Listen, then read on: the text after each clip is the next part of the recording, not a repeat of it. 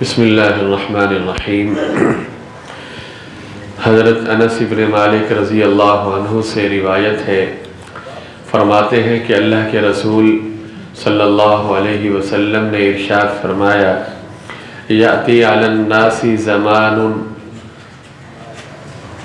الصابر فیہم علی دینہم کالقابض علی الجمر۔ اس روایت کو امام ترمذی رحمہ اللہ نے سنن ترمذی میں نقل فرمایا ہے،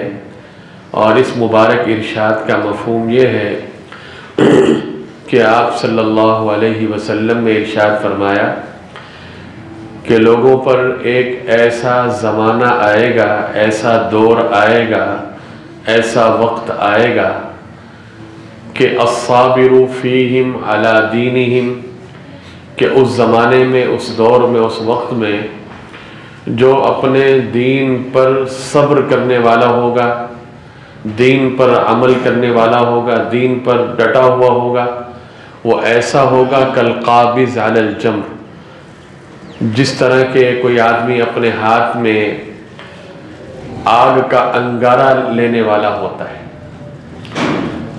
اس میں یہ سمجھایا جا رہا ہے کہ ایک زمانہ ایسا آئے گا کہ جس دور میں دین پر چلنا، دین کے تقاضوں پہ چلنا بہت ہی مشکل ہوگا، بہت مشکل ہوگا۔ دیکھیے، ہاتھ میں انگارہ آدمی کتنی دیر تک رکھ سکتا ہے؟ اس کا مطلب یہی ہے کہ جس طرح اگر کوئی آدمی ہاتھ میں انگارہ اس کے ہو تو وہ چاہتا یہی ہے کہ جتنا جلد ہو سکے اس انگارے کو میں نیچے پھینک دوں۔ تو ایک دور ایسا آئے گا کہ دین پر چلنا بھی اس طرح مشکل ہو جائے گا، اور وہ دور آج ہم اپنی آنکھوں سے مشاہدہ کر رہے ہیں، دیکھ رہے ہیں۔ آج کے اس دور میں جو نوجوان یا کوئی بھی مسلمان مرد اور عورت یہ چاہے کہ میں نے دین پر چلنا ہے، دین کے تقاضوں پہ عمل کرنا ہے، تو اس کے لیے بڑی مشکلات ہیں۔ اور آپ جانتے ہوں گے کہ آج اگر ایک ہماری بچی، ہماری ماں بہن یہ طے کر لے کہ مجھے حجاب اور شرعی پردے کے ساتھ زندگی بسر کرنی ہے، تو وہ پورے محلے میں بیچاری کیا ہو جاتی ہے؟ تنے تنہا ہو جاتی۔ دوسری عورتیں وہ جو فیشنیبل ہوتی ہیں وہ کہتی ہیں پتہ نہیں اس کو کیا ہو گیا، اس کے گھر آنا جانا بھی کم ہو جاتا ہے، اس سے رشتے ناتے اور تعلقات بھی کم کر دیے جاتے ہیں۔ تو دین پر چلنا اتنا آسان نہیں ہے اس دور میں، اور اس بچی کو بڑی قربانی دینا پڑتی ہے اس حجاب کی خاطر۔ ہمارا کوئی مسلمان بھائی یہ چاہتا ہے کہ بس میں زبان سے اب غیبت نہیں کروں گا، میں نے قرآن و سنت میں جو غیبت کے متعلق باتیں ہیں میں نے علماء سے سنی ہیں، اب آئندہ میں کبھی کسی کی غیبت نہیں کروں گا، تو دوست اس کو دھتکار دیں گے، اپنے ساتھ کہیں گے یہ کیا، اس کے اندر تو کوئی کشش ہی نہیں ہے، ہمارے اس دوست کے اندر تو کوئی وہ ہے نہیں کہ ہم خام خواہ اس کو ساتھ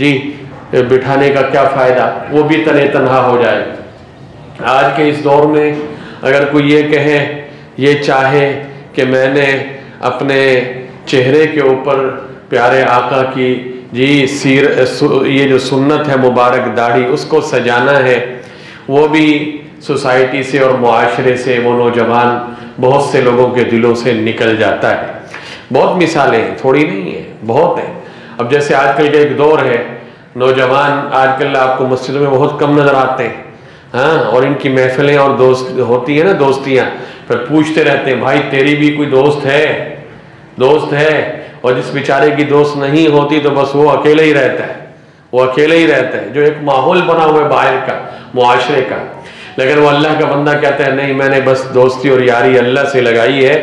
میں اپنی ان آنکھوں کو، اپنے اس دل اور دماغ کو حرام کام میں مبتلا نہیں کروں گا۔ تو اب آپ دیکھیے کہ جو بندہ یہ طے کر لے کہ میں نے دین پر چلنا ہے تو اس کے لیے بہت مشکلات ہوں گی، لیکن اگر صبر کرے گا تو انشاءاللہ ایک اور روایت بھی میں آپ کے سامنے کبھی بیان کروں گا کہ یعنی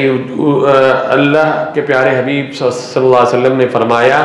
کہ اس وقت جو ہے یعنی تم میں سے جو شخص دین پہ قائم رہے گا تو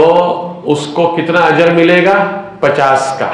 صحابہ نے پوچھا کہ کون سے 50؟ ان میں سے یا ہم میں سے؟ تو آپ نے فرمایا تم میں سے 50، یعنی صحابہ میں سے 50 جس پر عمل کرتے تھے، فتنوں کے زمانے میں جو دین پہ ڈٹے گا تو اس کا ثواب جو ہے، یعنی ان کی 50 کی جو نیکی ہے، اس 50 کی جتنی نیکی ہوگی اس اکیلے کو اتنی نیکی اور اجر ملے گا۔ یہ انشاءاللہ کبھی حدیث آ جائے گی اس کی تشریح میں کر دوں گا، اس لیے پریشان نہیں ہونا چاہیے۔ جی اگر آج ہمیں تانے لوگ دیتے ہیں نماز کی وجہ سے، یا ہم نے داڑھی رکھ لی اس کی وجہ سے، یا سر کے اوپر عمامہ سجا لیا، ٹوپی رکھ لی، یا ہمارے گھر میں شرعی پردہ ہے، یا ہم نے یہ طے کر لیا کہ سود اور رشوت کے اس دور میں، جھوٹ اور فراڈ کے اس دور میں ہم ان سب بیماریوں سے دور رہیں گے، اور اب ہم سے کوئی کاروبار بھی نہیں کرتا، تو کوئی پریشان ہونے کی ضرورت نہیں ہے۔ انشاءاللہ العزیز اس استقامت کے نتیجے میں اللہ، اس صبر کے نتیجے میں اللہ دنیا میں بھی کامیابی عطا فرمائیں گے اور آخرت میں بھی۔ دعا فرمائے اللہ رب العالمین ہمیں اپنے اس دین متین پر استقامت کے ساتھ عمل کرنے کی توفیق نصیب فرمائے۔